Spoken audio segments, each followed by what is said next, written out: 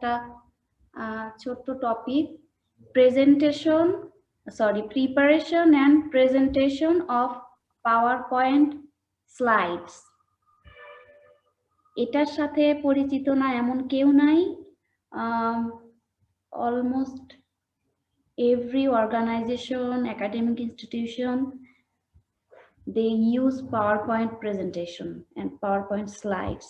আজকে আমরা এটাই শিখবো বা জানবো। অ্যাকচুয়ালি শিখবো না, হাতে কলমে এখানে ধরে ধরে শেখানোটা ডিফিকাল্ট হবে।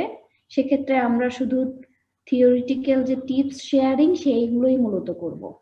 তো এখানে কন্টেন্টসটা কি আছে? Use of PowerPoint slides, rules for preparation of ideal slides, presentation skills, practice session.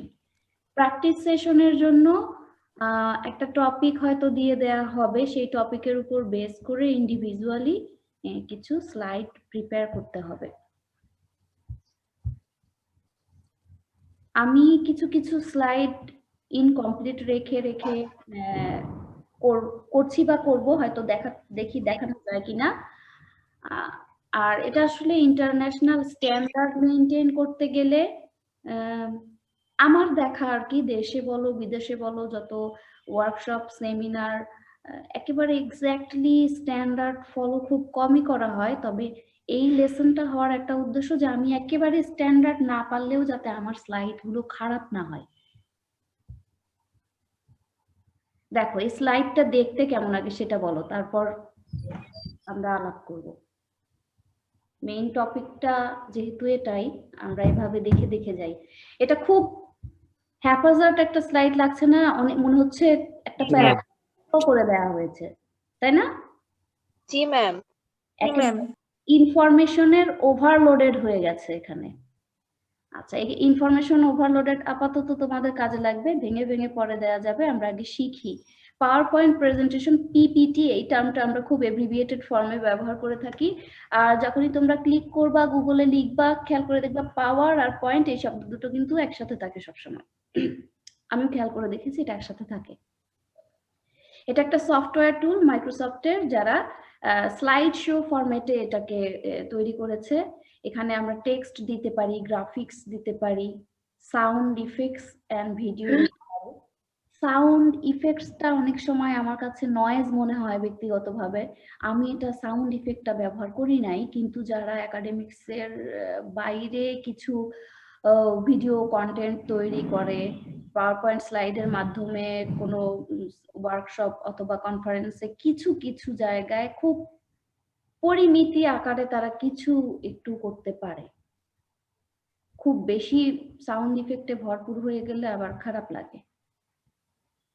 তাহলে এই প্রেজেন্টেশনটা মূলত কিছু স্লাইডস এর প্রেজেন্টেশন। স্লাইডটা এখানে গ্রুপ বলা হয়েছে কারণ একটা স্লাইড দিয়ে একটা প্রেজেন্টেশন হয় না, কয়েকটা লাগে। সেজন্য একটা গ্রুপ অফ স্লাইডস নিয়ে একটা প্রেজেন্টেশন তৈরি করা হয় পাওয়ার পয়েন্টের। এগুলো আসলে ইলেকট্রনিক পেজ, এই পেজগুলোতে আমরা ডিসপ্লে করি। কোনো সময় প্রজেক্টর ব্যবহার করে, স্ক্রিন ব্যবহার করে আমরা এই প্রেজেন্টেশনটাকে ওয়ালে বা কনভেনিয়েন্ট একটা প্লেসে আমরা শো করে থাকি, ডিসপ্লে করে থাকি স্ক্রিনের মধ্যে। তোমরা অনেক বড় গ্যাদারিং এ খেয়াল করবা, সেখানে 2, 3, 4, 5টা স্ক্রিন দেয়া থাকে। সেগুলো দর্শক লেভেল বা অডিয়েন্স লেভেল যদি অনেক বেশি হয়ে থাকে, বিভিন্ন কর্নারে, হ্যাঁ, বিভিন্ন দূরত্বে স্ক্রিন বসিয়ে দিয়ে একটা প্রেজেন্টেশনকে ডিসপ্লে করা হয় যাতে সব দর্শক দেখতে পারে। তো এরকমও হতে পারে, একটা স্ক্রিন না, অনেকগুলো স্ক্রিনেও শো করতে পারে। প্রেজেন্টেশনটা কি? প্রেজেন্টেশন হচ্ছে এমন একটা স্কিল যেটা তোমার অডিয়েন্সের সামনে আসলে দেখানো হয়, অডিয়েন্সের অ্যাটেনশন গ্রাব করার জন্য যে পারফরমেন্সটা করা হয় সেটাই আসলে প্রেজেন্টেশন।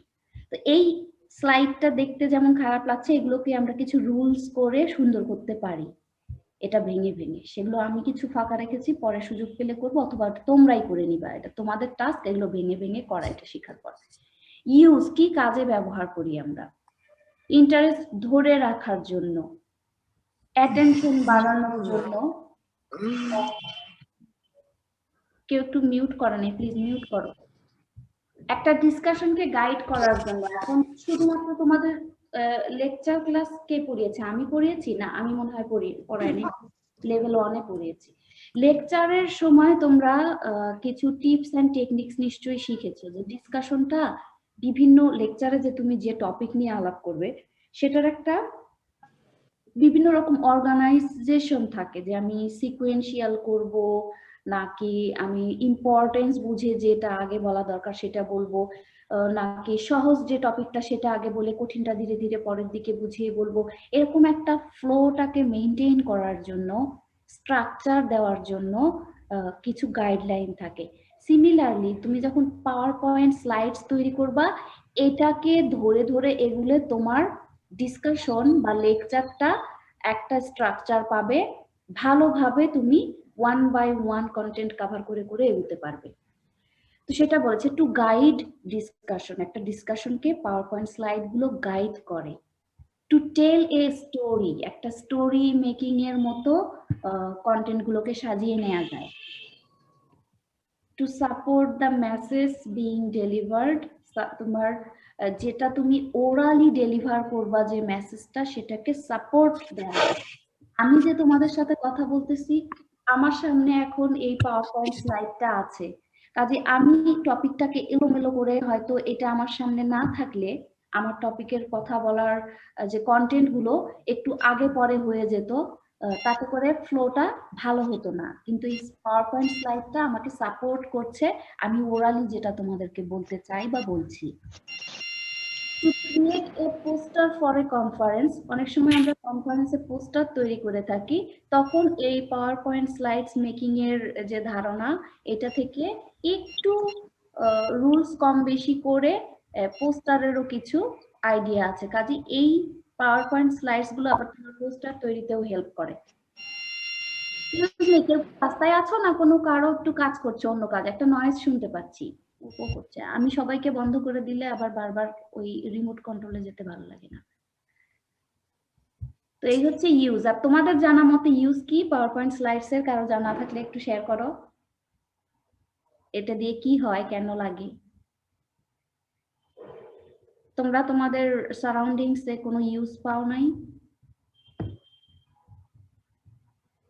সমস্যা নেই, আরেকটু বড় হলেই পাবা। বিভিন্ন কোর্সের অ্যাসাইনমেন্ট করতে দিবে যখন, হ্যাঁ, গ্রুপ প্রেজেন্টেশন করতে দিবে, হ্যাঁ, লার্নিং এর জন্য একাডেমিক্স এর একটা বিশাল সাপোর্ট করে। তারপর যখন আরো একটু বড় হবা, গ্রাজুয়েশন কমপ্লিট করে মাস্টার্স লেভেল, কেউ পিএইচডি লেভেল, বিভিন্ন লেভেলে পড়াশোনা করতে থাকবে, তখন দেখবা যে ডিফেন্সও এই পাওয়ার পয়েন্ট স্লাইডস তোমার একটা প্রেজেন্ট করতে হয়।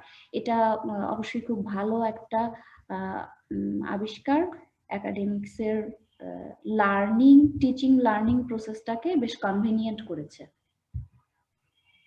যারা টিচার হবে তারা স্লাইড বানায় ক্লাস নেবে না, ঠিক তোমাদেরকে যদি খুব বেশি সুযোগ থাকতো আমি কিছু কিছু দেখাতাম। আমরা যারা ইউরোপে ক্লাস করেছি, আমি ডক্টরাল প্রোগ্রামে নেদারল্যান্ডসে করেছি, ওখানে একটা থিওরি ক্লাস ছিল 2.5 hour, 2.5 ঘন্টা।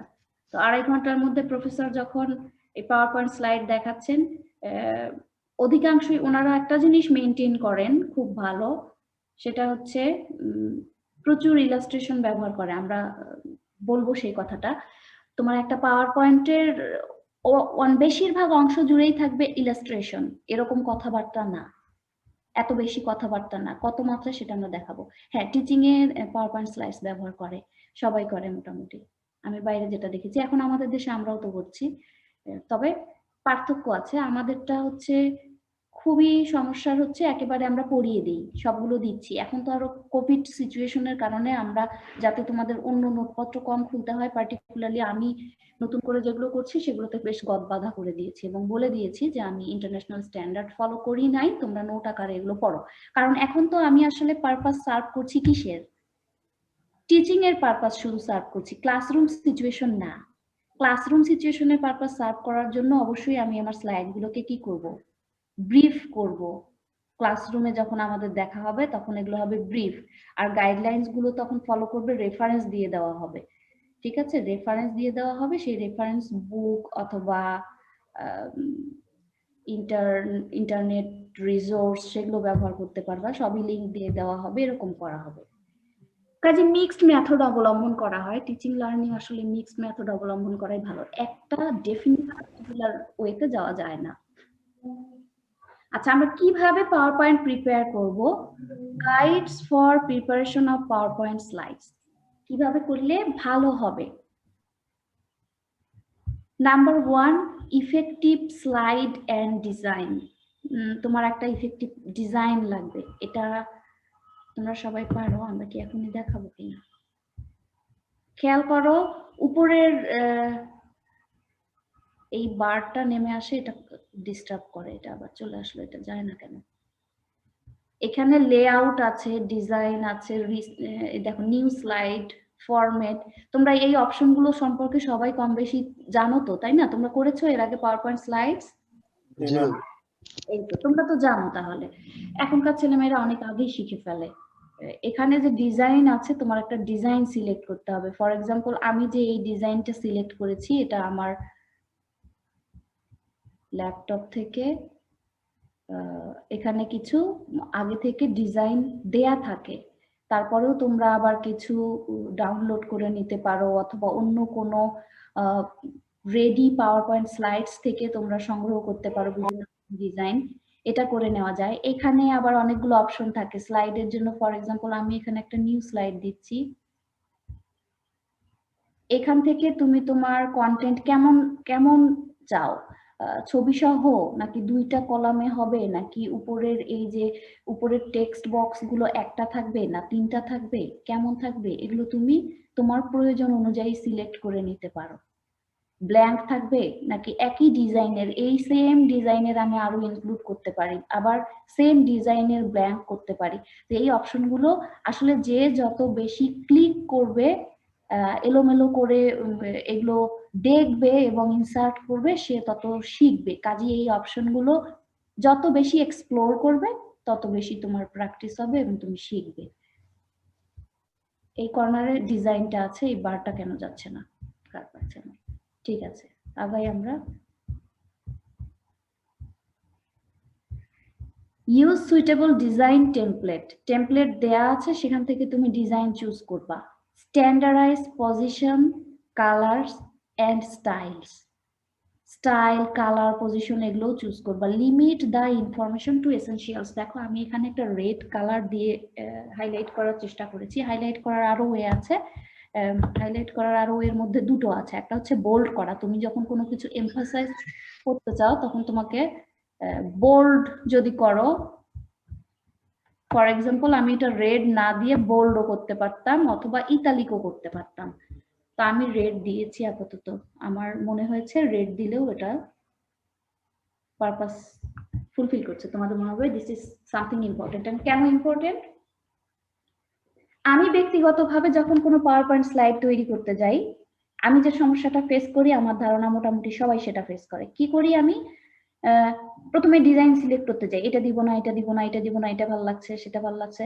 So I scrolled down and up and down. I waste my time. First of all, to select design, I waste my time, huge time, to select the color, style. So this part, if you start with design template, definitely you will take much longer time. But I would say from my experience, start from here. Which information is essential, first write them. একেবারেই একটা blank পেজের মধ্যে তুমি অথবা তোমার একটা word ফাইলে তুমি এক্স্যাক্টলি কয়টা স্লাইডের মধ্যে তোমার প্রেজেন্টেশন সীমাবদ্ধ রাখতে হবে, তোমার টাইম কত। So first consider your time of presentation, consider the length or volume of the information, then take decision about the number of slides. So planning should be the first emphasis.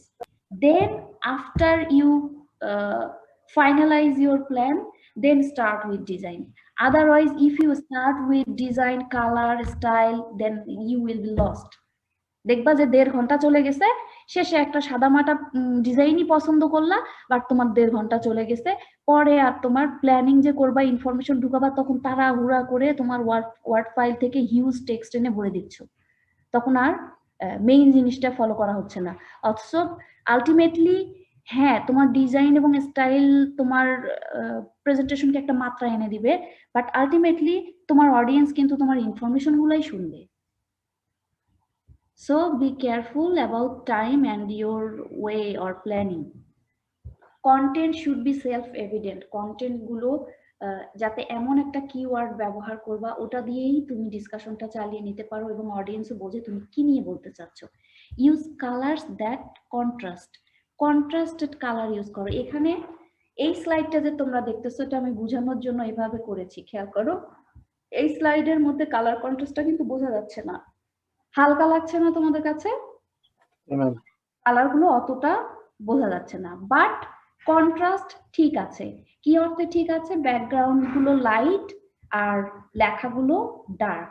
এটা হচ্ছে basic rules, যেটা তোমরা poster preparation করার সময় পড়েছো, যে light text on dark background and dark text on light background. এই রুলসটা ফলো করলে অ্যাটলিস্ট লেখা দেখা যাবে। এখন আমি যদি এই লেখাটা,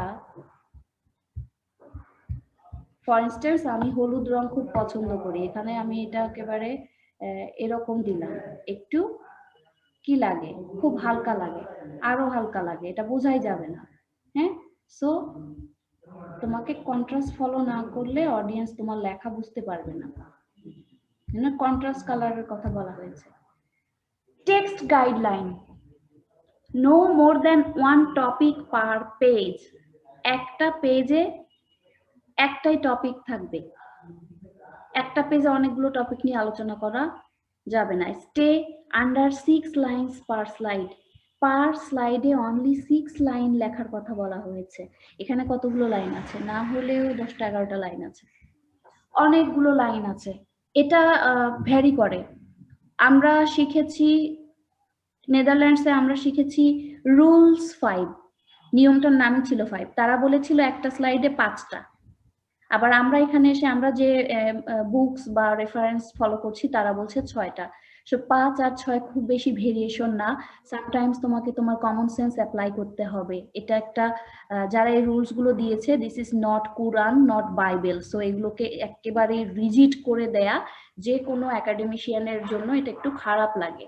academics is flexible and open to change, adapt change.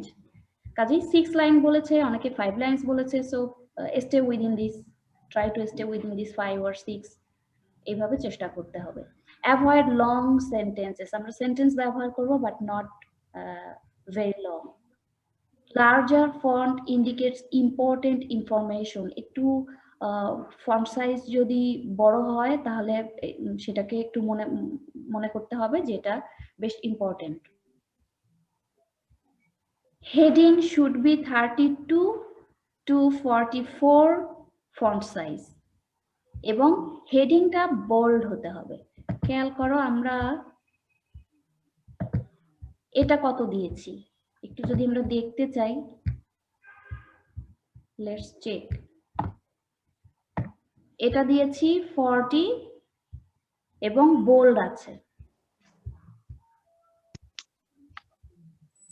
এখানে আমি একটা ভুল করে রেখেছি, এটা দেখো। এটা যে আমি প্রথমেই পড়তে গিয়ে বেঁধে গেলাম, কেন আমি পড়তে গিয়ে এটা থেমে গিয়েছিলাম, কেউ বলতে পারবা? লাইনটা অনেক বড়। আর কিছু? ম্যাম বাদ পড়ে গেছিল একটু ওই পাশেরটা নাকি? আর একটা বিশেষ কারণ হচ্ছে অল ক্যাপিটাল। অল ক্যাপিটাল এটা রাখা যাবে না। এটা অল ক্যাপিটাল রাখলে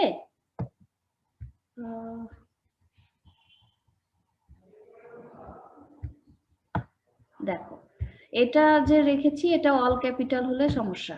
অল ক্যাপিটাল যে কোনো জিনিস পড়া যায় না, চট করে বেঁধে যায়।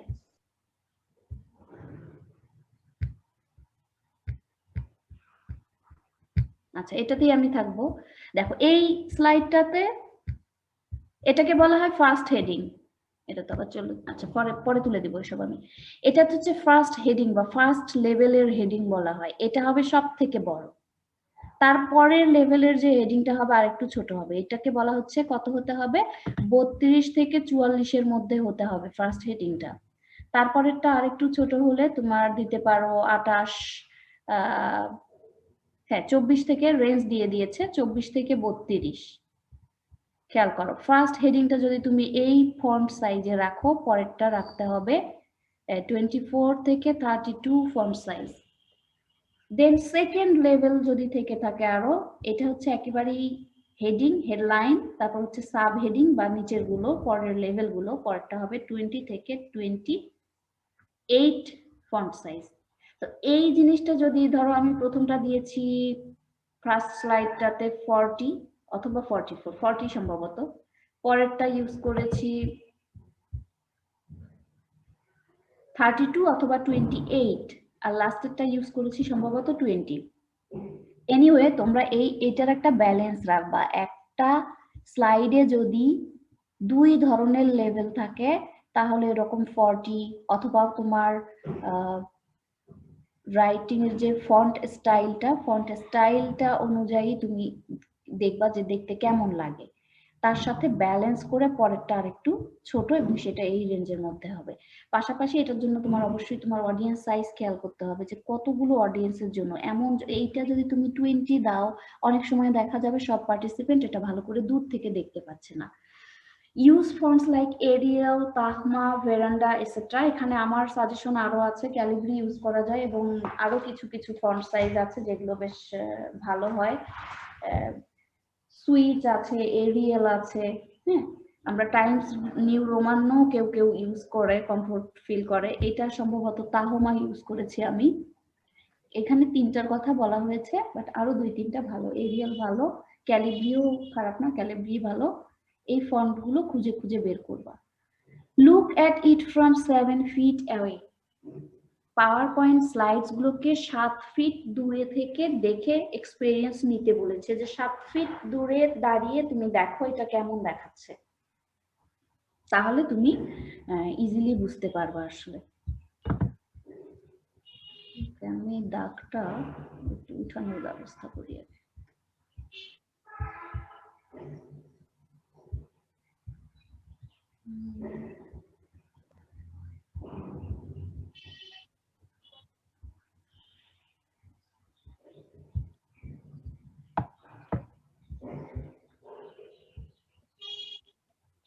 আচ্ছা, এই অ্যানোটের কাজটা কি তোমরা শিখেছো? যে দাগ দিলাম যে আমি মুছে ফেললাম,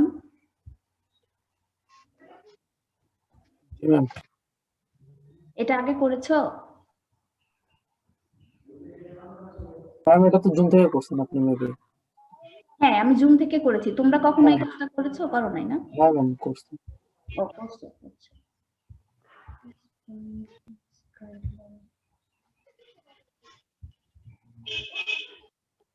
আচ্ছা, কালার কন্ট্রাস্ট এন্ড হারমোনি, এটা নিয়ে আগে কন্ট্রাস্টের সময় আমি কিছু বলেছি। তারপরে এই use light colour against the deep background and use deep colour against light background, এটা সবারই অলরেডি জানা হয়ে গেছে পোস্টার করার সময়।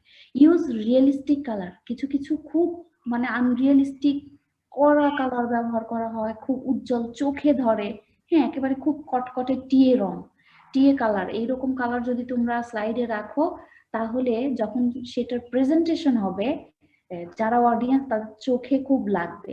আর একটা হচ্ছে ব্ল্যাক অ্যান্ড হোয়াইট এরকম চেক চেক চেক চেক এক ধরনের তোমার ব্যাকগ্রাউন্ডের টেক্সচার আছে, ওগুলাও চোখে খুব ইয়া লাগে, ঝাপসা লাগে। হ্যাঁ, কাজে এই ধরনের ডিসকমফোর্ট, যেটা অডিয়েন্সের ডিসকমফোর্ট ক্রিয়েট করে, এইরকম আনরিয়ালিস্টিক কালার এবং কালার কম্বিনেশন ব্যবহার করা যাবে না।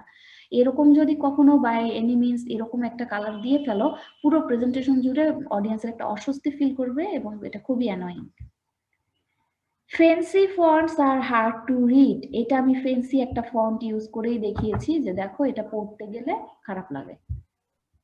Hard to read, all caps আর হার্ড টু রিড, ক্যাপিটাল সবগুলো ক্যাপিটাল হলে সেটা পড়া সহজ হয় না, পড়তে বেঁধে যায়, যেটা টাইটেলের সময় আমারও বেঁধে গিয়েছিল। প্রথমে আমি শুরু করতে পারিনি যে কি লিখেছি, প্রেজেন্টেশন লিখেছি না প্রিপারেশন লিখেছি। অ্যাভয়েড অ্যাব্রিভিয়েশন অ্যান্ড অ্যাক্রোনিমস, হ্যাঁ, আমরা অনেক সময় এব্রিভিয়েটেড ফর্ম ইউজ করি, সেগুলো পাওয়ার পয়েন্ট স্লাইড তৈরির সময় না ইউজ করাই ভালো। লিমিট পাঞ্চুয়েশন মার্কস, এই যে ফুল স্টপ, সেমিকোলন, কমা, কোয়েশ্চেন মার্কস, হ্যাঁ, এই সব ধরনের হচ্ছে পাঞ্চুয়েশন মার্কস এর ইউজ লিমিটেড হতে হবে। So try to use as less as possible to include punctuation marks or avoid punctuation marks. এগুলোতে দেখো, এগুলোতে সবগুলো আমি কি দিতে পারতাম, একটা কমা দিতে পারতাম বা একটা সেমিকোলন দিয়ে দিয়ে এগিয়ে যেতে পারতাম, বাট এগুলো দেই নাই। Using pictures, interesting visuals as a backdrop is far more important than pages of text. একেবারে পাতার পর পাতা টেক্সট লিখে যাওয়ার থেকে ভিজুয়াল ইউজ করা ভালো, পিকচার ইউজ করা ভালো। এ পিকচার ইজ ওয়ার্থ 1000 ওয়ার্ডস। একটা ছবি কি কথা বলে, একটা ছবি অনেক কথা বলে। একটা ছবি একটা ওয়ার্ড লেখার থেকে, সরি, মানে 100 লাইন লেখার থেকে একটা ছবি দিয়েই সেই কথাটা বুঝিয়ে দেওয়া যায়, এমন কিছু ছবি আছে। তবে এটা খুব ডিফিকাল্ট তোমার কন্টেন্ট অনুযায়ী ছবি খুঁজে বের করা, হ্যাঁ, এক্সাক্ট ফিলিংস বা এক্সপ্রেশন দিবে অডিয়েন্সকে, এরকম ছবি খুঁজে বের করে করে বসানো কিন্তু কঠিন কাজ, এটা সহজ কাজ না, সময় লাগে, অনেক সময় লাগে। সময় দিলে একটা পাওয়ার পয়েন্ট প্রেজেন্টেশন অসাধারণ হতে পারে, আর সময় না দিলে সিম্পল হয়ে যাবে। এটা ডিপেন্ড করবে তুমি কতটুকু সময় দিয়ে চিন্তা করে তোমার পাওয়ার পয়েন্ট প্রেজেন্টেশনের জন্য রেডি হয়েছো। সিম্পল অ্যানিমেশন ইউজ করার কথা বলা হয়েছে। বুলেট পয়েন্টস, এটাকে বেস্ট ওয়ে বলা হয়েছে তোমার মেসেজ ক্যারি করার জন্য। বুলেট পয়েন্ট দিয়ে, এরকম ছোট ছোট বুলেট পয়েন্ট দিয়ে তুমি কিওয়ার্ড লিখতে পারো। একটা আলোচনার কিওয়ার্ড, মূল যে শব্দ সেটা বললেই হয়ে যাবে। Keep it simple and use few bullet points, not much. 6টা বুলেট পয়েন্ট লেখার কথা বলা হয়েছে, যে একটা স্লাইডে 6টার মতো বুলেট পয়েন্ট রাখলেই যথেষ্ট। এবং বুলেট পয়েন্টের কিন্তু স্টাইল আছে, বুলেট পয়েন্টের অনেক অনেক স্টাইল তোমরা পাবা, কিন্তু এই স্টাইলগুলো অনেক সময় চোখে যা লাগে এরকম না, একটু সিম্পল, কি বলবো, যেটা তোমার কাছে আসলে দৃষ্টি কটু লাগে না, এরকম সিম্পল ইউজ করা ভালো। একটা বুলেটের আন্ডারে আবার 6টা শব্দ রাখার কথা বলা হয়েছে। তো এই স্ট্যান্ডার্ডটা, যে রেফারেন্স আমরা ফলো করি আমাদের ডিপার্টমেন্টের ম্যানুয়ালে, সেখানে আমরা 6টাকে স্ট্যান্ডার্ড ধরেছি, আর আগে আমি বলেছি অনেকে 5 স্ট্যান্ডার্ড ধরে, আমরা 6 ধরেছি। যে একটা স্লাইডের মধ্যে 6টা বুলেট পয়েন্ট থাকলো, প্রত্যেক বুলেট পয়েন্টের আন্ডারে 6টা শব্দের বেশি না, এরকম চেষ্টা করতে হবে। ডিজাইনিং দ্য প্রেজেন্টেশন, ওয়ার্ড থাকবে অনলি 7%, ভোকাল ইনপুট অর্থাৎ আমি যে ওরালি কথা বলবো সেটা হবে 38%, আর ভিজুয়ালি থাকবে মোস্ট অফ দ্য পার্টস 55%।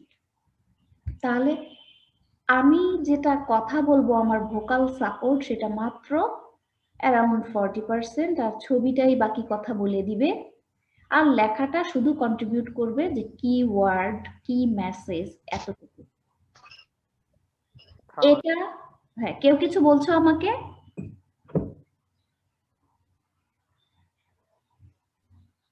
বলো, কেউ কিছু বলছো নাকি বলো নাই, আমি ভুল শুনলাম? তো এই যে স্লাইডে দেখো অনেক অংশ আমি ফাঁকা রেখেছি, এখানে কিন্তু এটা ফাঁকা রাখার অপশন ছিল না, এটা যদি আমি উঠিয়ে দেই, এখানে একটু স্পেস দিয়ে দেই,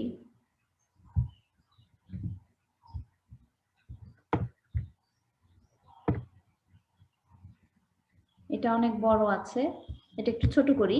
এনিওয়ে, এখানে আমি যদি ভিজুয়াল দিয়ে দেই তাহলে এটা কমপ্লিট হবে। ফাঁকা রেখেছি, এখন দেখি ভিজুয়াল দিতে গিয়ে বারটা আমাকে খুব ডিস্টার্ব করছে, আমার ইচ্ছা ছিল এখন কিছু ভিজুয়াল ইনক্লুড করে দেব। অ্যানিমেশন, অ্যানিমেশন ইউজ করা যায়, অ্যানিমেশন ইউজ করা যাবে, কিন্তু সেটা অবশ্যই লিমিটের মধ্যে থাকতে হবে। সেটাকে গুরুত্ব বহন করে এরকম কোনো একটা স্লাইডে অ্যানিমেশন, প্রত্যেকটা স্লাইডে অ্যানিমেশন এটা ভালো লাগে না। হ্যাঁ, প্রত্যেকটা স্লাইড আসতেছে এক একটা অ্যানিমেশন, এখানে তোমার প্রচুর ক্লিক করতে হবে, মাউসে অনেকগুলো ক্লিক করতে হবে। দেখা যায় যে অনেক সময় ফেড ইন ফেড আউট বিভিন্ন ভাবে লেখাগুলো আসে। এক্সেস অ্যানিমেশন লুকস চাইল্ডিশ, হ্যাঁ বাচ্চামি মনে হয়, একটু ন্যাকামি মনে হয় যে অতিরিক্ত অ্যানিমেশন ব্যবহার করেছে। ক্লিপ আর্ট অ্যান্ড গ্রাফিক্স এটা আমরা ইউজ করতে পারি কিছু ভিজুয়াল এক্সপ্লেনেশন হিসেবে, তবে দুইটা গ্রাফিক্সের বেশি দিতে নিষেধ করেছে, খুব বেশি আসলে কখনোই ভালো না। এটা দেখো এই যে আমি এখানে এভাবে একটা ক্লিক করলাম এটা আসলো, সেকেন্ড ক্লিক করলাম এটা আসলো, যদি আমি প্রিভিয়াস যাই, আরো প্রিভিয়াস যাই, তোমরা কি আছো আমার সাথে নাকি অন্য কাজে বেশি এনগেজ হয়ে গেছো? জি ম্যাম আছি। আসি ম্যাডাম। খেয়াল করো আমি একটা ক্লিক করলাম, ক্লিক করে আমার বসে থাকতে হচ্ছে। সামনাসামনি হলে এই টাইমটা একটা ফ্লোর মধ্যে থাকতো, এখন ব্রেক বেশি হচ্ছে। এই যে আমি বসে আছি আর একটা ক্লিক করলাম, তারপর এই ইমোটিকনটা আসলো, তারপর আর একটা আসলো, তারপর আর একটা আসলো, দেন দ্য লাস্ট ওয়ান। এখানে অ্যানিমেশনটা বোঝানোর জন্য এখানে একটা দিয়েছি দেখো। তাহলে অ্যানিমেশন করা যায়, কিন্তু যদি তুমি প্রত্যেক স্লাইডে এরকম অ্যানিমেশন করো, একটা করে ক্লিক করছো, তুমি ভোকালি কথা বলছো, কিন্তু সেটার সাথে হারমোনাইজ হচ্ছে না, একসাথে সিনক্রোনাইজ হচ্ছে না, তাহলে দৃষ্টিকটু লাগবে। যে উদ্দেশ্যে তুমি অ্যানিমেশন দিছো সেটা তখন বিরক্তির কারণ হবে। এই কথা বলতে গিয়ে তোমাকে মানে আবার একটা ক্লিক করে অডিয়েন্সের দিকে তাকাতে হবে, বা অবচেতন ভাবে একটা ক্লিক করে করে করে আবার মুখ দিয়ে কথাও বলতে হবে। এটা ডিফিকাল্ট হবে টানা। তুমি প্রেজেন্টার হিসেবে এই পুরো প্রেজেন্টেশনটা টানতে তোমার কষ্ট হবে যে এটা দেওয়া ভুল হয়ে গেছে। সেজন্য কম কম, খুবই পরিমিতি, যে এটাতে দিলে ভালো লাগবে একটাতে দিলাম, বা হাইস্ট 3টা স্লাইডে দিলাম। ফুল একটা প্রেজেন্টেশনের মধ্যে যদি 10টা 12টা স্লাইড থাকে, তার মধ্যে 2টা বা 3টাতে একটু ইউজ করলাম স্পেশাল এমফাসিস দেওয়ার জন্য। এখন কি কনসিডার করব যখন আমি প্রেজেন্টেশনের প্ল্যানিং করব? সাইজ কত, আমার অডিয়েন্স সাইজ কত, আমার যে ক্লাসরুমটাতে আমি প্রেজেন্টেশন দিব, how big that room is, how many students are there, who are they, student or adult learner or NGO participants or higher authority government officers, who are they, what is their knowledge level, we have to think about that. কাজে প্রেজেন্টেশনের সৌন্দর্য, পরিপক্কতা, কতটুকু content দিলে audience নিতে পারবে, সবকিছু ভেবে, পাশাপাশি size is a big factor. এই অডিয়েন্স সাইজ অনুযায়ী হয়তো তোমার বেশি সাইজ হলে তুমি ফন্ট সাইজ সবগুলো আপার নিলা, যেমন বড়টা 44 ফার্স্ট হেডিংটা, নেক্সট হেডিংটা 32 নিয়ে নিলা, এন্ড থার্ড লেভেলের হেডিংটা নিয়ে নিলা 28, এরকম বড়গুলা নিবা। আর যদি দেখো যে না 20 জন অডিয়েন্স মাত্র, 20 জনের জন্য তখন তুমি আরো ছোট ফন্ট নিতে পারো, যে 20 জন ইজিলি দেখতে পারবে, এবং 7 ফিট দূরে দাঁড়িয়ে থেকে তুমি সেটা এক্সপেরিয়েন্স করবা যে কেমন লাগছে, যদি তোমার সুযোগ থাকে বাসায়, অথবা ল্যাপটপ বা ডেস্কটপের স্ক্রিন থেকেও তুমি কিছুটা আন্দাজ করতে পারবা। বাট বড় স্ক্রিনে দেখলে তো সুবিধা হবে, রিয়েলিস্টিক ফিলিংটা পাবা যে আমার অডিয়েন্সের কেমন লাগবে এটা। Consider the rules of lecture giving, লেকচারের ক্লাসটা একটু মেমোরাইজ করো, ওখানে কি কি বলেছিল। লেকচারের ফ্লো যেমন, তোমার লেকচারের সাথেই তো পাওয়ার পয়েন্ট স্লাইডসটা কি করবে, সাপোর্ট দিবে। কাজেই লেকচারের তোমার কন্টেন্ট, অর্গানাইজেশন, স্ট্রাকচার অনুযায়ী তোমার স্লাইডটা প্রিপেয়ার করলে ভালো। সিকোয়েন্স অফ লেকচার ইন্ট্রোডিউস করবা প্রথমে তুমি, লেকচারে ইন্ট্রোডিউস করা হয়, নাম বলা হয়, পজিশন বলা হয়, সেই জায়গাগুলো অবশ্যই তোমার ফার্স্ট স্লাইডে তোমার ইন্ট্রোডাকশন থাকলো, আজকে তুমি কি টপিক নিয়ে কথা বলতে যাচ্ছ, সেটার পারপাস কি। লেকচারে এই ধরনের কথা ছিল, ইন্ট্রোডাকশনের সময় বলতে হয়, হ্যাঁ পরিচয় দিতে হয়, লিঙ্ক করতে হয় যে আগের কোনো সেশনে এসেছি কিনা, আমি অমুক, বা আজকের কথার বিষয় এটা, আমি অমুক, আজকে আপনাদের সাথে এই বিষয়ে কথা বলবো এবং কেন বলবো, অবজেক্টিভস। আমি আজকের যে আমার স্লাইড গুলো ব্যবহার করেছি, ফার্স্ট স্লাইডে কি ছিল, টপিক ছিল, দেন ছিল কি কি কন্টেন্টস আমরা বলবো, তারপর আমার নাম এবং অ্যাড্রেসটা ছিল। তো এই জিনিসগুলো। So if you consider the structure of lecture, the sequence of lecture, you can start with the similar plan while you start preparing the slides. So success depends on your ability to reach your audience. এমন একটা colour contrast ব্যবহার করেছো, দূরের দর্শক size ঠিকই বুঝতেছে, কালারের কারণে তার চোখে বিরক্তি এসে যাচ্ছে, সে ধরতে পারছে না। এরকম করা যাবে না। অথবা এত বেশি লিখেছো একটা স্লাইডে, পুরো একটা প্যারাগ্রাফ, যেরকমটা আমি সেকেন্ড স্লাইডে দেখিয়েছি, পুরো 2টা প্যারাগ্রাফ দিয়ে দিয়েছি। ওটা কি তাহলে অডিয়েন্সকে তুমি কি চাচ্ছ? অডিয়েন্স কি বসে বসে ওটা পড়বে না তোমার কথা শুনবে? এমন হতে হবে অডিয়েন্স তোমার কথাই শুনবে, কিন্তু ওই কিওয়ার্ড গুলোতে তার চোখে যাবে, ওটা তাকে মেমোরাইজ করতে বা বুঝতে সহায়তা করবে। তাহলে অডিয়েন্সের কাছে পৌঁছানোই হচ্ছে best. What makes an efficient presenter? একজন প্রেজেন্টার কি করবে? Control of information. ইনফরমেশন এত বেশি দিবে না যে ওভারলোডেড হয়ে যায়। ভয়েস ইউজড, ভয়েসটার উপর ডিপেন্ড করে অনেক কিছু। এটা গড গিফটেড সবার, তারপরেও নার্চার করতে হয়, চর্চার মাধ্যমে ভয়েস ইমপ্রুভ করা যায়, ভয়েস কোয়ালিটি। ভয়েস যেন এরকম না হয় এক নাগারে কথা বলছো, সেটা একই তাল লয় ছন্দ, কোনো ভেরিয়েশন নাই, তখন অডিয়েন্সের একটু ঘুম ঘুম পাবে, অডিয়েন্স চেয়ারফুল মুডে থাকবে না। ভয়েসের আপস এন্ড ডাউনসটা খুব সুন্দর হলে ভালো হয়। দ্য রাইট ওয়ার্ড, কোনো সেন্সিটিভ ওয়ার্ড ব্যবহার করবা না, বা এমন ওয়ার্ড ব্যবহার করবা না যেটা বিতর্কের সৃষ্টি করে। সহজ নিউট্রাল শব্দ ব্যবহার করার চেষ্টা করবা। ইদানিং পিপলরা খুব, কি বলবো, খুব সেন্সিটিভ হয়ে গেছি আমরা মানুষ হিসেবে, মানে একটা সাধারণ কথাও আমাদের খুব সহজে গায়ে লেগে যায়।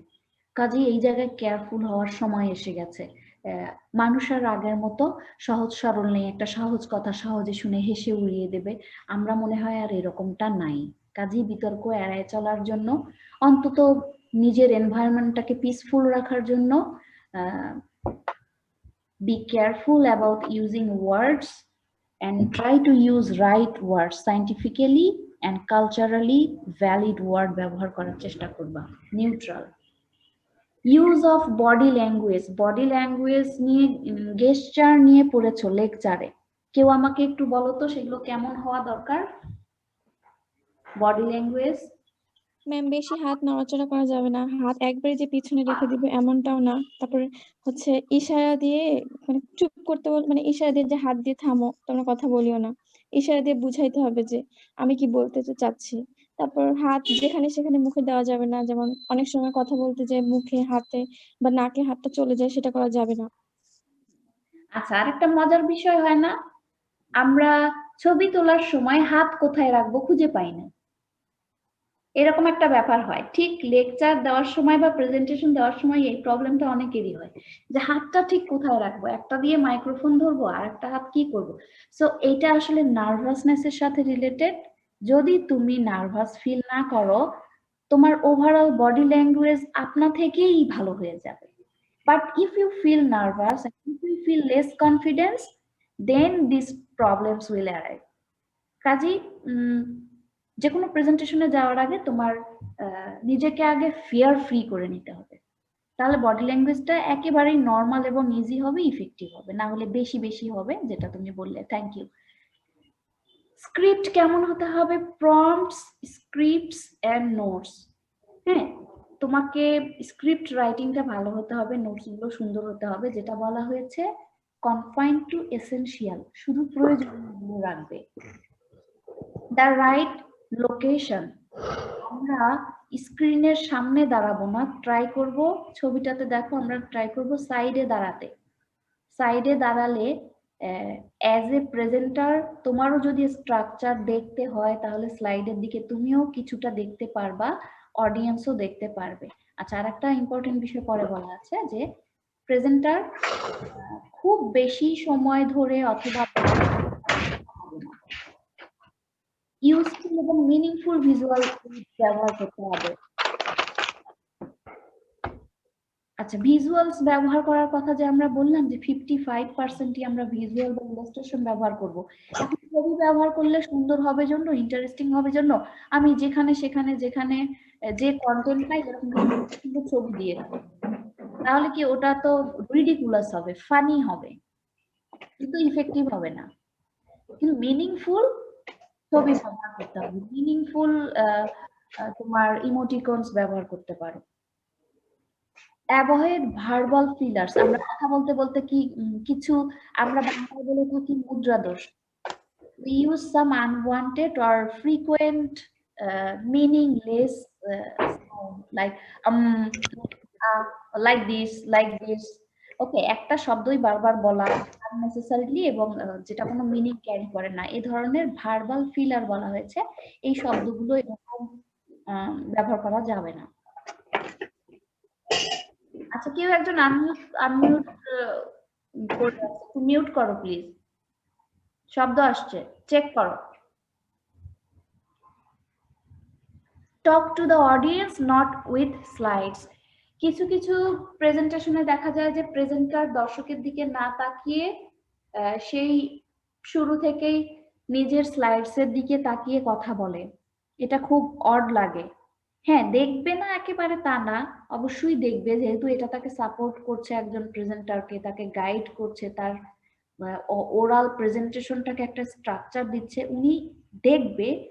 সেটা হবে খুব ট্রিকি, যেটা অডিয়েন্স বুঝবে না যে উনি বারবার স্লাইডেই তাকাচ্ছে, এই ফিলিংটা যাতে অডিয়েন্স না পায় সেরকম করে যদি তুমি করতে পারো দেন ওকে। আদারওয়াইজ তুমি বারবার তাকিয়ে আছো, স্লাইডের সাথেই তুমি কথা বলছো, নিজের কথাগুলোই নিজে বলছো, অডিয়েন্সের দিকে তাকাচ্ছ না, তাহলে একটা এটা ব্যাড কমিউনিকেশন, এটা গুড কমিউনিকেশন এস্টাবলিশ হবে না ওই সেশনটাতে।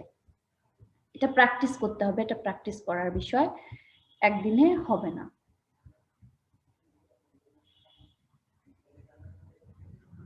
সুবিধা কি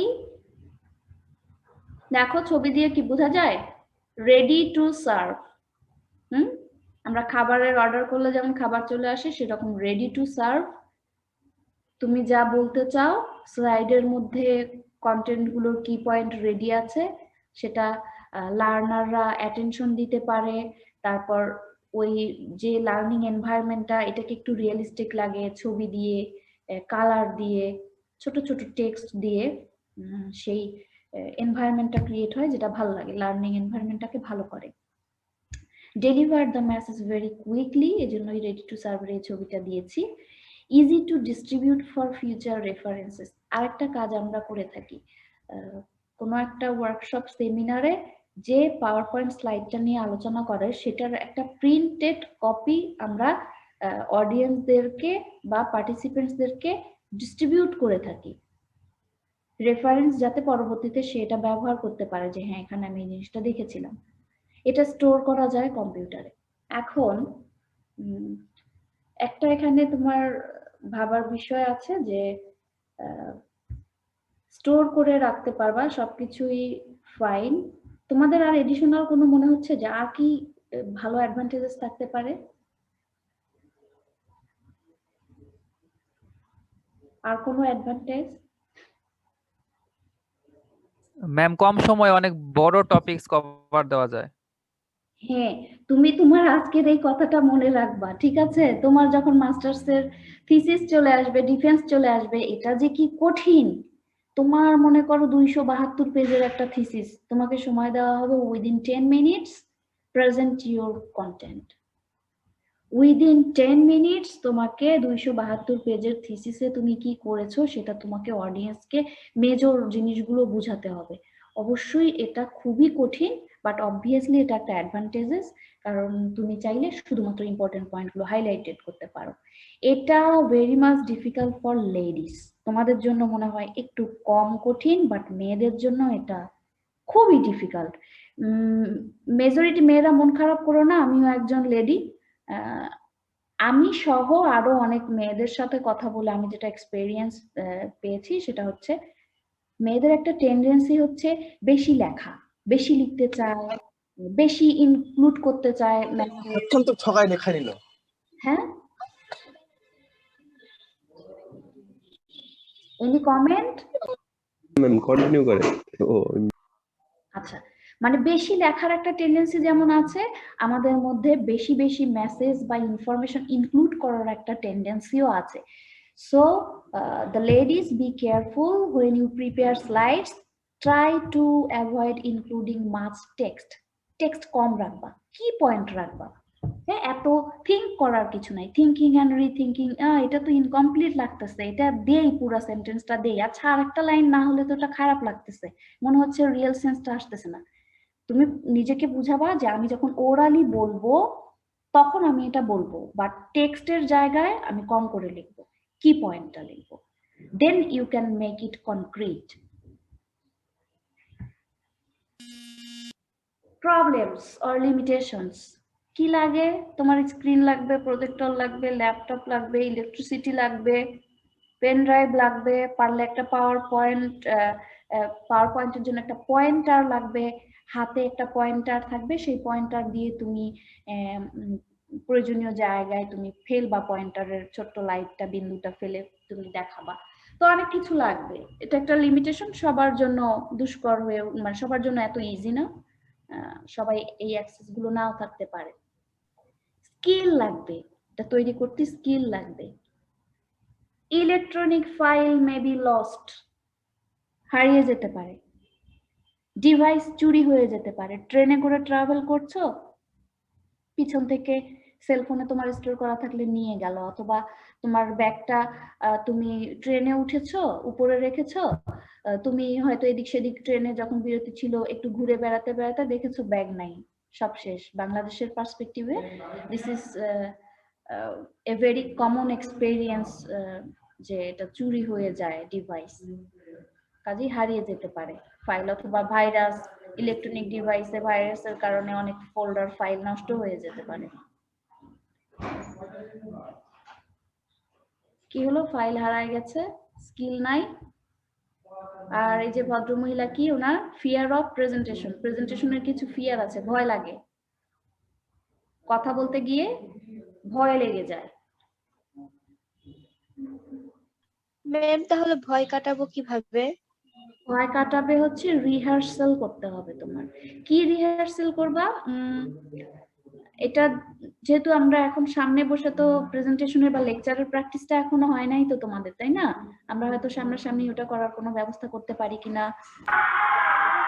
এটা ফিয়ার কাটানোর প্রথম স্টেজ হচ্ছে তোমার নিজেকে এটা বলতে হবে যে যখন তুমি স্টেজে ওঠো তুমি হচ্ছে বস। যেমন নাটক করার সময় যখন পারফর্মাররা মঞ্চে ওঠে তখন আমরা পার্টিকুলারলি যদি এরকম হয় আমরা ভেবে নিব যে আমরাই হচ্ছি বস, আমি যা বলবো সেটাই ঠিক আছে। প্রমোদ চৌধুরীর একটা প্রবন্ধ আমরা পড়েছিলাম ছোটবেলায়, তোমাদের হয়তো সিলেবাসে ছিল না। সেখানে বলা হয়েছিল মঞ্চে না উঠলে আমাদের কথা কেউ শোনে না, এবং আমরা কিন্তু তাই। মিডিয়াতে যারা কথা বলে তাদের কথাটা আমি শুনি, আমরা শুনি, কিন্তু আউটসাইডের যে লোকজন, গতানুগতিক লোকজন যেটা বলে সেটা আমরা কানে নিই না। সো এটা একটা কনফিডেন্সের জায়গা যে মঞ্চে আমি উঠেছি, মঞ্চ এখন আমার, আমি যেভাবে অডিয়েন্সকে সার্ভ করব অডিয়েন্স সেভাবেই নেবে। হ্যাঁ, হোটেলের দোকানদার, ম্যানেজার, বয় তোমাকে যে খাবারটা এনে দেয় তুমি নিশ্চয়ই হাউকাউ করো না, খুব কম লোকই আনইউজুয়াল ক্ষেত্রে হাউকাউ করে। So I am ready to serve, I am ready to deliver my speech. তোমার এই রেডিনেসটা হচ্ছে 1 নাম্বার ভয় কাটানোর হাতিয়ার, যে আমি কনফিডেন্ট। তারপর কন্টেন্টটা ভালোভাবে আয়ত্ত করবা, আয়ত্ত করলে যে হ্যাঁ কেউ কোনো কোয়েশ্চেন করলে আমি অ্যান্সার দিতে পারবো, এগুলো তোমার কনফিডেন্স ইনক্রিজ করে। আর একটা করে খুব অবচেতন মনে তোমার ড্রেস আপ। অনেক সময় যদি তুমি ড্রেস আপ নিয়ে খুব বেশি মানে অস্থিতিশীল থাকো, আমার কাপড়টা ঠিক করতে হবে, আমার হেয়ার স্টাইল ঠিক করতে হবে, আমার চশমাটা খুলে নাকে চলে আসতেছে, হ্যাঁ হাত দুটা করে রাখবো, হাতে ঘড়ি পরলে ভালো লাগতো, সো এগুলো একেবারেই তোমার রেডি থাকতে হবে। তুমি প্রেজেন্টেশনে যাওয়ার 5 মিনিট আগে তুমি কি কোন ড্রেস বের করতেছো, সো এটাও একটা রেডিনেস। তুমি প্রেজেন্টেশনে যাওয়ার আগের রাতেই তোমার everything will be fine, settled, then you prepare যে হ্যাঁ আমি কি লিখেছি স্লাইডগুলো, ওকে ফাইন, আমার 10 মিনিটের একটা ফর এক্সাম্পল ডিফেন্স আছে, ডিফেন্সে আমি আমার পেপারের প্রেজেন্টেশন করব, আগের রাতে সব রেডি, চিন্তামুক্ত একটা ঘুম দিবা, সারা রাত জেগে ধরো রাত 4টা পর্যন্ত তুমি প্রিপারেশন নিবা, এটা তোমাকে আরো বেশি নার্ভাস করে দিতে পারে ঘুম না হওয়ার কারণে, খাওয়া না হওয়ার কারণে। So take care of your health, your readiness, your content and prepare the slides. Ma'am একটা কথা বলতে চাই ম্যাম। বলো। ম্যাম আমাদের দেশে দেখা যাচ্ছে প্রেজেন্টেশন দেওয়ার সময় ফর্মাল ড্রেস, জুতা, মানে খুব এগুলোর উপর খুব ইম্পর্টেন্স দেওয়া হয়, কিন্তু হ্যাঁ। ফরেন কান্ট্রিতে ড্রেস আপ কি এগুলা অত গুরুত্ব দাও না। এখন ম্যাডাম এই জিনিসটা ধারাটাকে চেঞ্জ করা উচিত না আমাদের? এটা এটা ধরো তুমি হয়তো জেনেছো, আর আমি এক্সপেরিয়েন্স করেছি। আমি ইউরোপিয়ান কান্ট্রিতে এক্সপেরিয়েন্স করেছি মারাত্মকভাবে। কোনো মানে এসব বিষয় পার্টিকুলারলি ফর স্টুডেন্টস, হ্যাঁ, স্টুডেন্টসদেরকে এভাবে অবমূল্যায়ন করা হয় না যে get up, formal set up, not that. আমি যে ইউনিভার্সিটিতে পড়াশোনা করেছি 124টা দেশের ছেলে মেয়ে সেখানে থাকতো। কেউ লম্বা, কেউ খাটো, কারো চুল কার্ল, কারো স্ট্রেট, কেউ ফেয়ার, কেউ ডার্ক। সো বুঝতেই পারছো, তার মধ্যে হয়তো 4টা দেশের ছেলে মেয়ে, ধরো আমার জন্য একটা গ্রুপে আমি একটা কাজ করছি, আমার গ্রুপে 4টা ছেলে মেয়ে, একটা ডাচ, একটা উগান্ডা থেকে একটা স্টুডেন্ট, আমি বাংলাদেশ থেকে একটা স্টুডেন্ট, আর একটা ধরো কলম্বিয়ার একটা স্টুডেন্ট। তো এই 4 দেশের ছেলে মেয়ে আমরা যে প্রেজেন্টেশন দিব, এখানে মার্কসের ডিস্ট্রিবিউশনটা এরকম যে কেউ প্রেজেন্ট করতে পারে। 4 জনের তোমরা একটা গ্রুপ, 4 জন মিলে এক পড়াশোনা করেছো, 4 জন মিলে গ্রুপ স্টাডি করে একটা কাজ করেছো। যে মনে করে একটু ভালো ইংলিশ বলতে পারলাম সে দাঁড়িয়ে গেলাম, অথবা একটা কন্টেন্ট ইন্ট্রোডিউস করলাম যে on behalf of my group I am going to introduce this on this section. শেষ, আমি এই সেকশন গুলো বললাম, then my another partner he will describe the other parts. সে আসলো, অথবা একজনই পুরোটা বললো। বাট ইনস্ট্রাক্টর বা টিচার কখনোই তাদের ওই গ্রুপের মার্কসের ভেরিয়েশন ওভাবে করবে না। বা তুমি বললা না কেন, তোমার ইংলিশ বেটার ছিল, তোমারটা ছিল না, এরকম না। তাদের গ্রুপের যে আইডিয়া, গ্রুপের যে হোল একটা প্রেজেন্টেশন, সেটার উপরেই মার্কিং করা হয়। তো ওইটা আমাদের দেশে আমি তো একা করতে পারবো না, তাই না? ওটা সবার একটা সবার যদি চেঞ্জ আসতো তাহলে হতো। আমরা গ্রুপের প্রেজেন্টেশন করতে বললে, হ্যাঁ, বায়াসনেস যে একটু কাজ করে না তা না, যে ছেলেটা বা যে মেয়েটা একটু ভালো বললো তার প্রতি তো অবশ্যই একজন শিক্ষক, তার প্রতি তো মূল্যায়নটা অবশ্যই ভালো হবে। আর ফর্মাল ড্রেস আপের যেটা কথা বলছো, ওটা তোমাকে আমরা করতে বলবো কেন? আমি নিশ্চয়ই চাইবো না বাংলাদেশ এগ্রিকালচার ইউনিভার্সিটির গ্রাজুয়েট খারাপ করুক compare to other universities in Bangladesh. Now if I compare the students of BAU and Khulna university, Khulna ইউনিভার্সিটির ছেলেমেয়েরা প্রেজেন্টেশন স্কিলে অনেক ভালো। এখন আমি নিশ্চয়ই চাইবো আমার ছেলে মেয়েগুলো ভালো করুক। এখন আমি তো তোমাদের ঘরে ঘরে গিয়ে প্র্যাকটিস করাবো না। তোমার হার্টে একটা কাজ করতে হবে, a feeling should grow that I should do better than other graduates. আমরা তোমাদেরকে প্রোডাক্ট মনে করি যে বাকৃবির প্রোডাক্ট সেল হবে বেশি জব মার্কেটে। When you enter job market, I must prefer that our graduates should do better. তো তোমাকে আগে থেকে ওয়েল প্রিপেয়ার করার জন্য আমরা একটু বলি যে তুমি ফর্মাল হয়ে আসো, try to be formal, smart, innovative and raise your voice. হ্যাঁ, ভাইবা বোর্ডে গেলে মনে হয় সবাই না খেয়ে আসছে, কথা বলে না, চুপ করে থাকে। একটা সহজ প্রশ্নকে ওরা ভাবে যে টিচাররা আমাদেরকে বকা দেওয়ার জন্যই বলছে, কিন্তু show your promptness, show your smartness. হ্যাঁ, try to incorporate your answer with practical situation and be logical, তাহলে তোমার ভাইবা ভালো হয়ে যাবে, প্রেজেন্টেশন ভালো হয়ে যাবে। এটা হচ্ছে ধীরে ধীরে প্র্যাকটিস করার বিষয়। আর নিজেকে কখনোই, প্রত্যেকটা স্টুডেন্ট স্পেশাল, নিজেকে কখনোই ছোট মনে করবা না, খারাপ মনে করবা না। তুমি নিশ্চয়ই এমন একেবারে লেজে গবরে অবস্থা না যে সাধারণ একটা জিনিস ভাবতে পারবা না। এডুকেশন মানে কিন্তু শুধু লিখতে পারা না, পড়া মুখস্থ করতে পারা না, ভালো করে ভাবতে পারা, লজিক্যাল চিন্তা করতে পারা। এটার জন্য তোমরা এই স্কিলগুলো নিউজ পেপারে একটু পড়বা, ভালো ভালো টক শো দেখবা দেশের, তাহলে দেখবা যে একটু কনফিডেন্স লাগে। ভালো বই পড়বা, তাহলে ভালো লাগবে। আর যাদের একটু ভয়েসের প্রবলেম, আমি লেকচার ক্লাসেও কাউকে সাজেস্ট করেছি, একা একা রুমে দরজা বন্ধ করে নিউজ পেপারের প্যারাগ্রাফ গুলো বাংলায় পড়তে চেষ্টা করবা, ভয়েসটাকে সুন্দর করার জন্য। এটা কাজে দেয়। ইভেন যারা একটু স্পিচের প্রবলেম আছে, একটু তোতলামির ব্যাপার আছে, তারাও এভাবে পারে। তাহলে ভয় কাটাবে কিভাবে? Rehearse your presentation, not your fear. প্রেজেন্টেশনটাকে রিহার্সাল করে নিবা, টাইম কতটুকু লাগে এটা দেখার জন্য। একদম ঘড়ি ধরে অভিনেত্রীদের মতো করে, অভিনেতাদের মতো করে নিজে একটা রুমে দরজা বন্ধ করে টেক এ ডিপ ব্রিথ, গাঢ় করে শ্বাস প্রশ্বাস নিয়ে তুমি শুরু করো এবং তুমি নিজেকে ভাবো আই এম দ্য বেস্ট, এটা ভাবতে হবে, তাহলে কনফিডেন্স চলে আসবে। তো এই ছিল আজকের ক্লাস। এখন আমি একটা প্র্যাকটিস সেশন তোমাদেরকে দেব।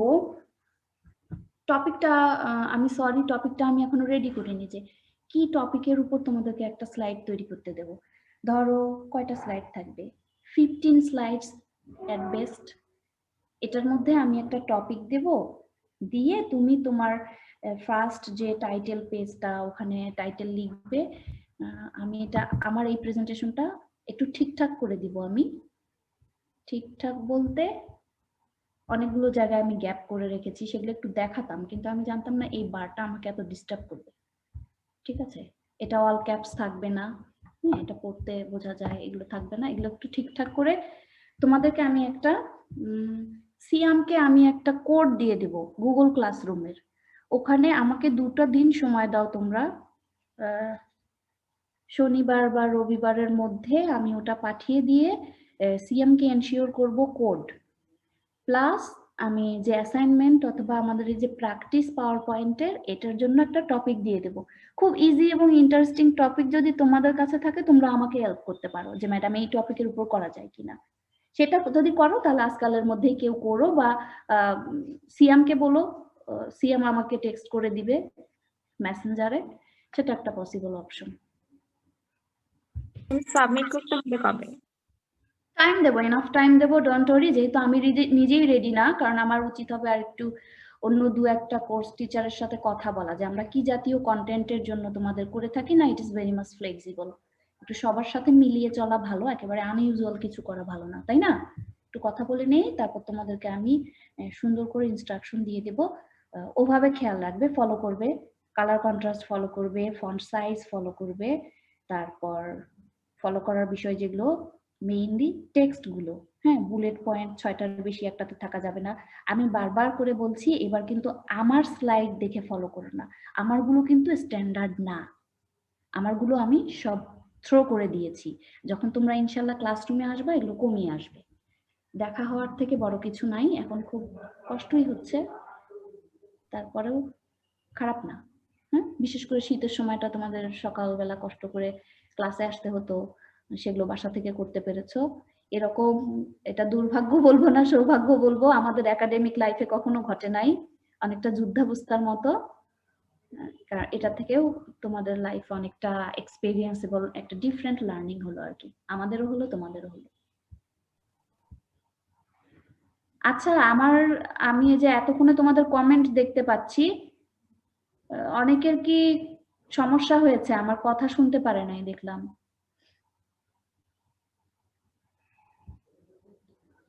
এই তোমরা পার্সোনাল অনেক মেসেজ কিন্তু এভরিওয়ানের জায়গায় দিয়ে দিয়েছো, তোমাদের অনেক পার্সোনাল মেসেজ কিন্তু আমি এখানে আমার স্ক্রিন শো করছে।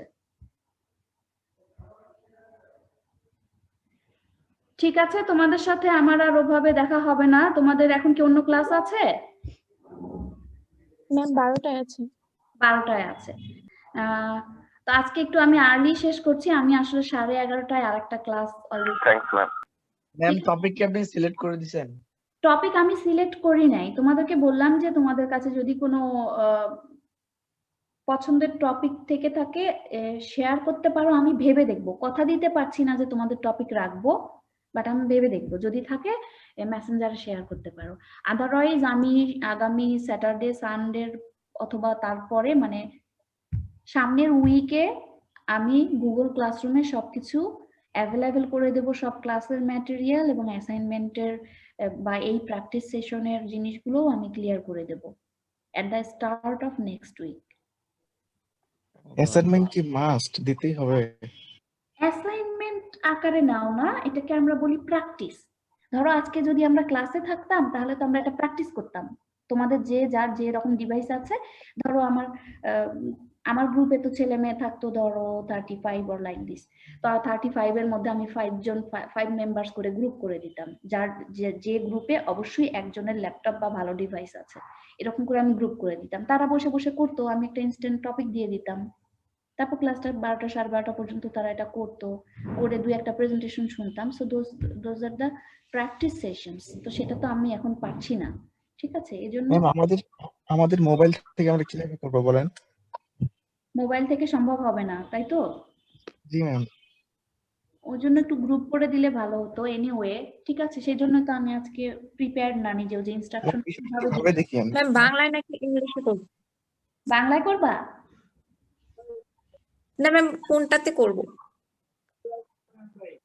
ম্যাম বাংলায় ল্যাপটপে টাইপ করতে পারি না ম্যাম। জি ম্যাম, ইংলিশে থাক। জি ম্যাম, ইংলিশেই থাক ম্যাম।